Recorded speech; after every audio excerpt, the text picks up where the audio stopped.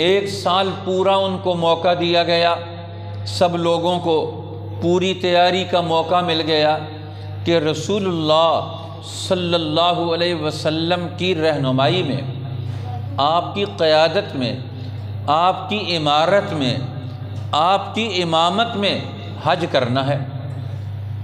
یہ معمولی چیز نہیں، یہ بہت بڑا انعام تھا، یہ بہت بڑا اکرام تھا، یہ بہت بڑا اعزاز تھا کہ اللہ کے پیغمبر کی صحبت اور معیت میں اور رہنمائی میں حج کیا جائے۔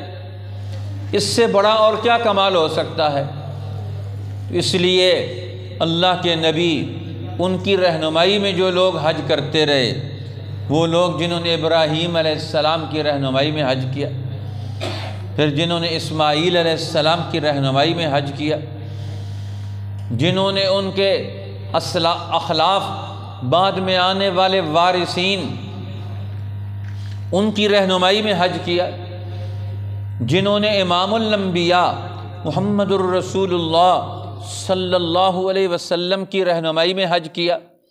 اب یہ کتنا بڑا اعزاز ہے، کتنا بڑا اکرام، کتنی بڑی خوبیوں کا یہ مظہر، یہ عمل بن گیا ان لوگوں کا، قبولیت کے اعتبار سے بھی اور عمل ادا کرنے کے اعتبار سے بھی یہ بڑا عظیم ترین حصہ ہے۔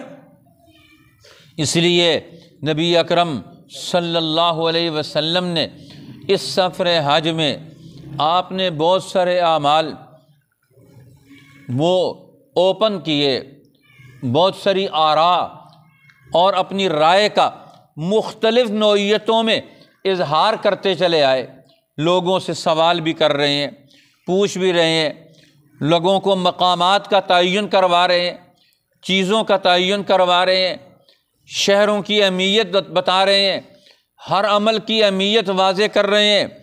اسی لیے آپ صلی اللہ علیہ وسلم نے یہ اعلان بھی کیا اسی سفر حج میں، سلونی اما شئتم لعلکم لا ترونی بعد عامی ھذا، آج جو کچھ تم نے اپنی زندگی کی رہنمائی کے اعتبار سے سوال کرنا ہے، بات پوچھنی ہے تو پوچھو، سوال کرو، کسی کو کوئی مسئلہ ہو، کسی کو کوئی پریشانی ہو، کسی کو کوئی شک ہو، کسی کو کوئی خلجان ہو تو آج پوچھے۔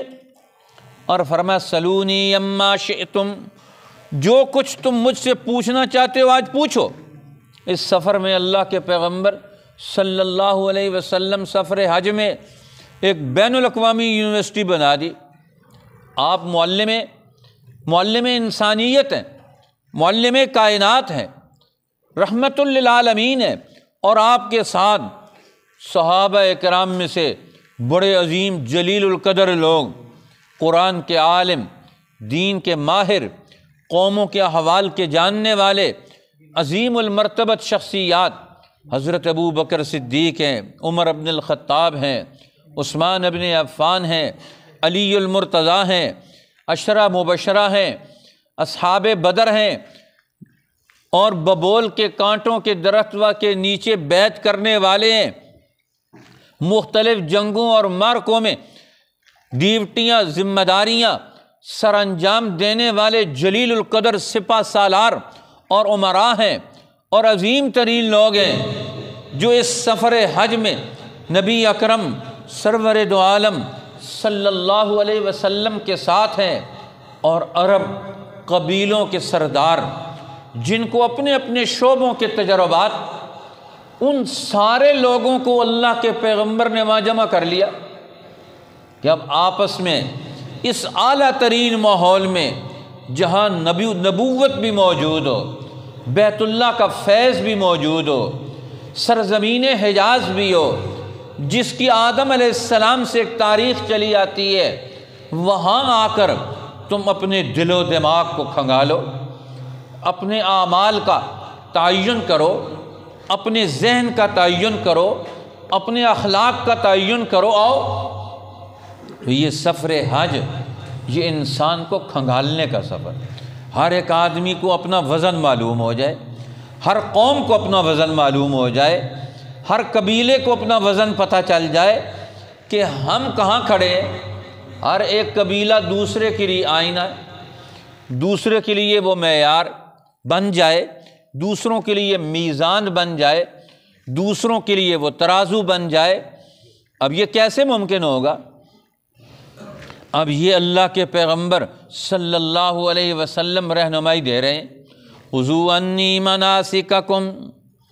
آج تم مجھ سے اگلا حکم بھی دیا، آج تم مجھ سے جو سوال کرنا چاہتے ہو وہ بھی سوال کرو، اور یہاں سرزمین حرمین شریفین میں جو تمہارا کردار ہو، جو تمہارے اعمال ہوں، جو تمہاری ذمہ داریاں بنتی ہیں یہاں ہر طبقے کی، ظاہر ہے وہاں حکمران آئیں گے تو وہ کیا سوچیں گے، علماء آئیں گے تو وہ کس نقطۂ نگاہ سے وہاں حرمین شریفین میں جا کر وہ مطالعہ کریں گے زندگی کا، مسجد حرام کا، حج کے تاریخ کا، پچھلے ادوار کا، آنے والے دور کا، وہ وہاں آ کر کیا مطالعہ کریں گے؟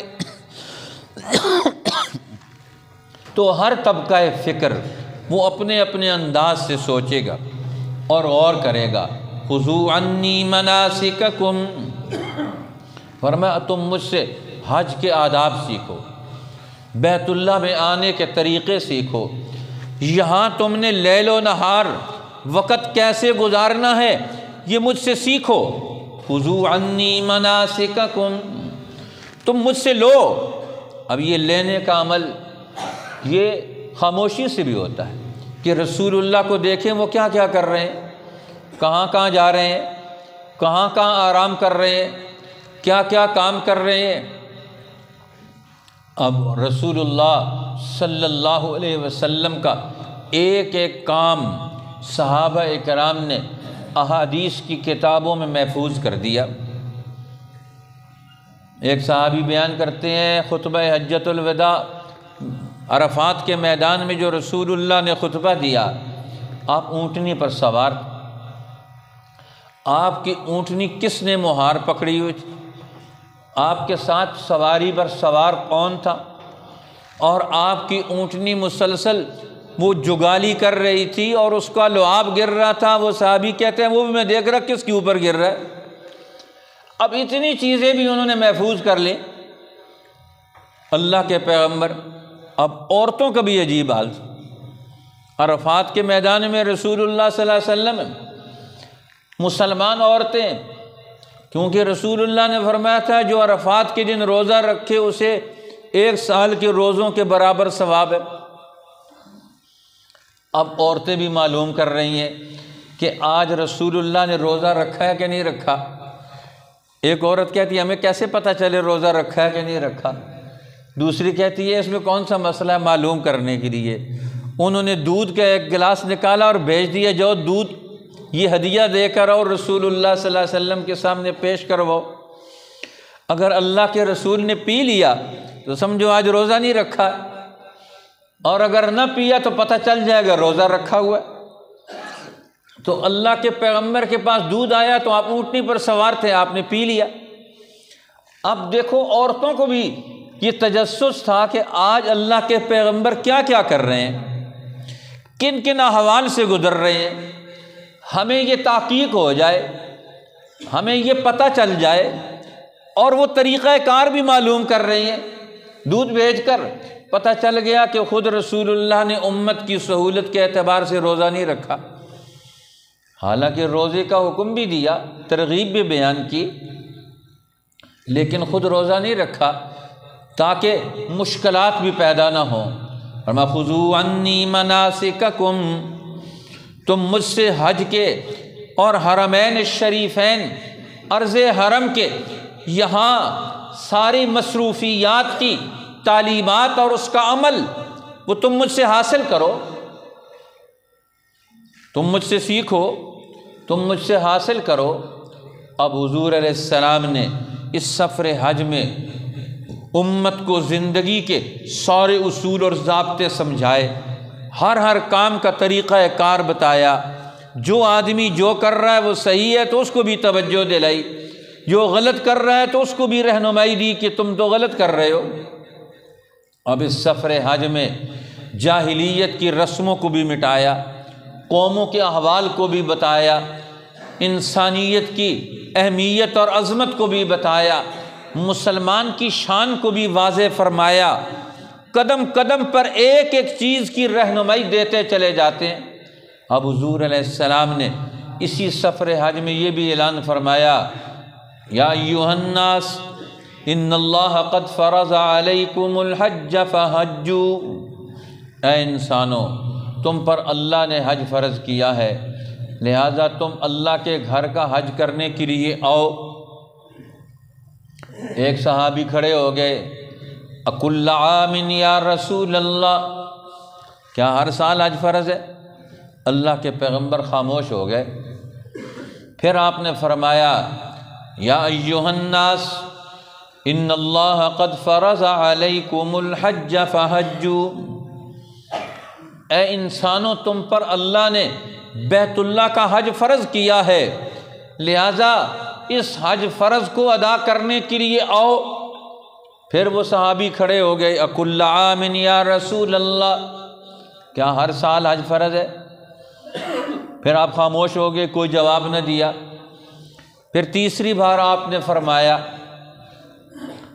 کیا؟ یہی جملے دہرائے۔ پھر وہ صحابی کھڑے ہو گئے اور پھر پوچھا، اکل عام یا رسول اللہ، کیا ہر سال حج فرض ہے؟ تو آپ نے فرمایا، جتنی بات بتائی جا رہی ہے اتنی بات سمجھو اور اس پر عمل کرو، اگر لمبی چوڑی شرائط کی طرف جاؤ گے تو پھر شرائط کو پورا کرنا تمہارے لیے مشکل ہو جائے گا۔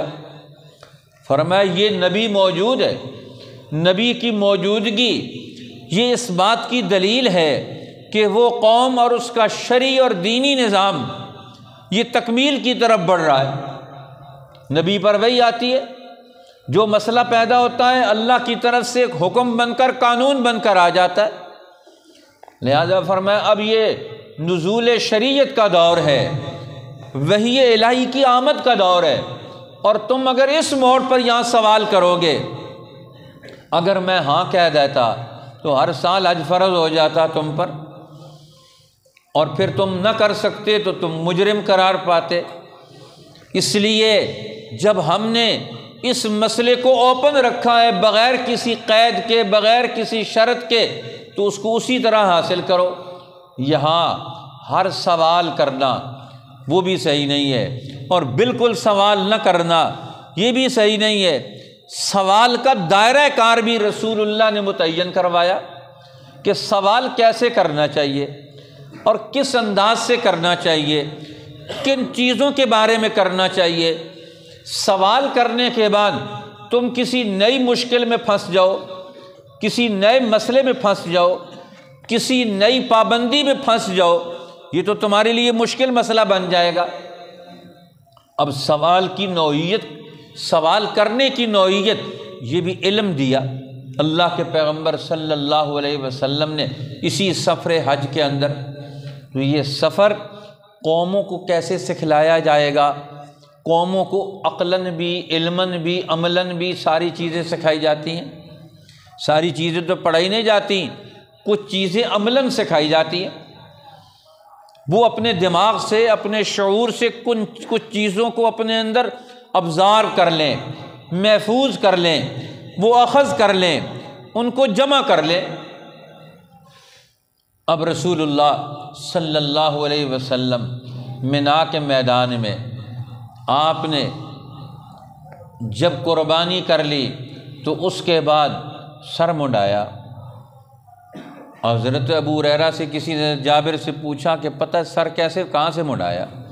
تو آپ نے فرمایا مجھے پتہ ہے، میں وہاں پاس کھڑا تھا کہ رسول اللہ صلی اللہ علیہ وسلم نے سر منڈوایا، اور سر منڈوانے سے پہلے آپ نے سر مونڈنے والوں کو کہا دائیں طرف سے آغاز کر، سر مونڈنے کا آغاز دائیں طرف سے کر۔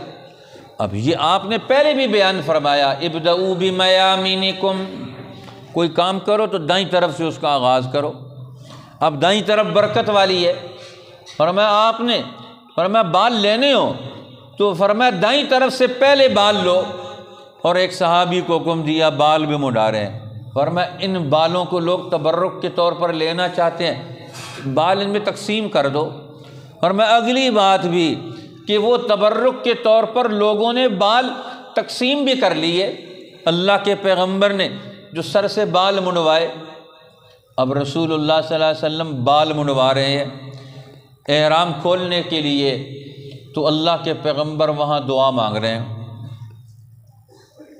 سر منڈوانے والوں کے لیے، رحم اللہ المحلقین، اللہ سر منڈانے والوں پر رحم کرے۔ ایک صحابی کھڑے ہو گئے، والمقصرین یا رسول اللہ، بال کترانے والوں کا کیا بنے گا؟ اب تو وہاں بالوں سے بھاگنے والے ہیں سارے لوگ۔ جو جاتا ہے عمرہ کرنے کے لیے، حج کرنے کے لیے، کہتا ہے کینچی لگائیں، 3 بال کاٹیں اور احرام سے فارغ ہو جائے، بال نہ مڈانے پڑیں۔ پیسہ لگا لیں، گھر چھوڑ گئے، مال چھوڑ گئے، اہل و عیال چھوڑ گئے، اور بالوں کو وہاں چھوڑنا نہیں چاہتے۔ کہتے ہیں کوئی مسئلہ پتہ چل جائے، بال نہ مڈانے پڑیں، دمبا دے دیں، بکرا ذبح کر دیں، بال نہ مڈوائیں۔ تو حضور نے فرمایا رحم اللہ المحلقین، اے اللہ سر مڈانے والوں پر، ٹینڈ کرانے والوں پر رحم کر دے، سارا سر مڈانے والوں پر۔ پھر صحابی کھڑے ہو گئے، والمقصرین یا رسول اللہ، اور بال کترانے والوں کا کیا بنے گا؟ پھر تیسری بار رسول اللہ نے فرمایا رحم اللہ المحلقین، اے اللہ سر مڈانے والوں پر رحم فرما۔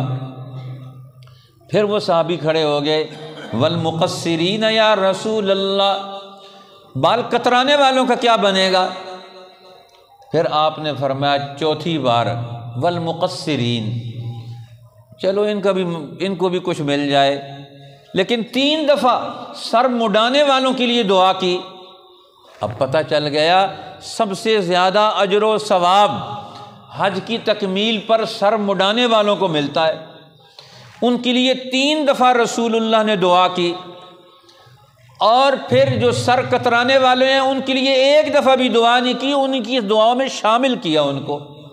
ان کی تو حیثیت ہی کوئی نہیں ہے، اپنی حیثیت کوئی نہیں ہے ان کی، بال کترانے والوں کی۔ یہ تو اب یہ بھی پتہ چل گیا، اب رسول اللہ صلی اللہ علیہ وسلم نے یہ دین پر عمل کا، یہ اپنا حج کا سفر، یہ پورا علمی اور عملی نظام بنا دیا۔ اب جہاں خطاب فرماتے تھے تو ساری جگہوں پر تو 1,00,000 1.5 کے قریب یا اس سے بھی زیادہ کم و بیش تعداد ہوگی حج کرنے والوں کی، تو اب سب جگہوں پر آواز تو نہیں پہنچتی تھی۔ اب اللہ کے پیغمبر بیان کر رہے ہیں، درمیان میں ایک اور آدمی کھڑا کیا، وہ آگے والوں کے لیے بیان کرتا رہے، ساتھ ایک اور آدمی بھی کھڑا کیا، وہ بھی آگے والوں کے لیے بیان کرتا رہے۔ حضرت علی کو حکم دیا تم بھی ہماری ترجمانی کرو، یہ جو خطبہ دے رہے ہیں، بات بیان کر رہے ہیں، ہماری آواز تو سپیکر تو ہر جگہ آواز پہنچتی ہے، اس وقت تو سپیکر نہیں تھے۔ تو اللہ کے پیغمبر کے خطبے کی اور بیان کی، رہنمائی کی، ترجمانی کئی لوگوں کی ڈیوٹیاں لگائی جاتی تھی، وہ بیان کریں۔ تو اب معلوم ہوتا ہے کہ یہ سفر بہت مبارک سفر ہے۔ قوموں کو ترقی کرنے کے لیے جمع ہونا، اللہ کے گھروں میں جمع ہونا، مشاعر مقدسہ میں جمع ہونا، اپنے تاریخی مقامات پر جمع ہونا، اپنی تاریخ سے، اپنے دین سے، اپنے عمل سے، اللہ کی رحمتوں سے، اللہ کے گھروں سے جڑ کر اپنی زندگی کے تانے بانے بننا، یہ سفر حج یہ ہمیں ترقی کا ایک راستہ دیتا ہے۔ مل جل کر ایک دوسرے سے سیکھتے ہوئے آگے بڑھیں، اس لیے حج کے قافلے چلتے تھے، تو حج کے قافلے چل کر وہ سیکھتے سیکھتے پہنچ جاتے تھے حرم میں۔ گھر سے نکلے تو راستے میں اب وہ سواریوں پر سوار اور پیدل آ رہے ہیں، روزانہ صبح و شام نماز پڑھتے ہیں، درس کے، قرآن کے، رسول اللہ کے فرامین کے حلقے چلتے آتے ہیں۔ اب لوگ سیکھتے ہوئے آ رہے ہیں، آتے آتے ساری چیزیں سیکھ جاتے ہیں، اور ان کو کوئی چیز اس کی رہتی نہیں۔ اب تو گھر سے پیک ہو کر جاتے ہیں سیدھا جہاز میں، جہاز سے اترتے ہیں سیدھا کوشش کرتے ہیں حرم میں پہنچ جائیں۔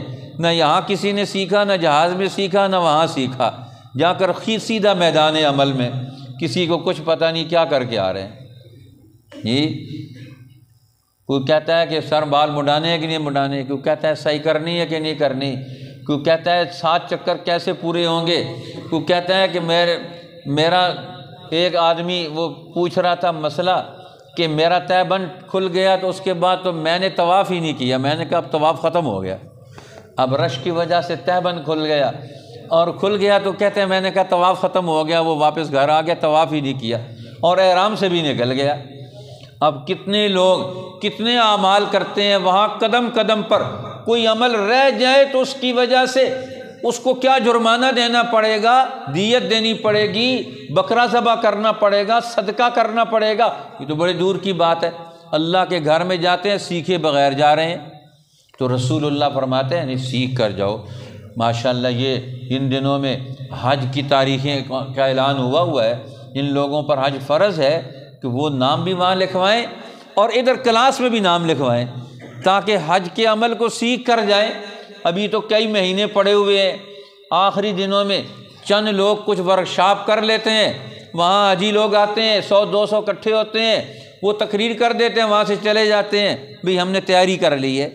تو یہ تو اللہ کے گھر کی تیاری نہیں ہوتی نا. پھر وہاں تیاری کر کے جائے تو پھر وہاں سے فیض لے کر آئے گا, دعائیں لے کر آئے گا, رحمتیں لے کر آئے گا, علم لے کر آئے گا, ایمان لے کر آئے گا, اللہ کی محبت لے کر آئے گا, دین کی نمائندگی لے کر آئے گا, رسول اللہ کے امتی ہونے کا نسبت اور رشتہ لے کر آئے گا.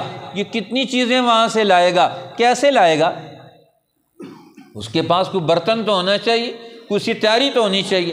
اللہ تعالی ہمیں نبوت کی نسبتیں نصیب فرمائے, دین کے علم اور اخلاق اور عمل کی نسبتیں نصیب فرمائے.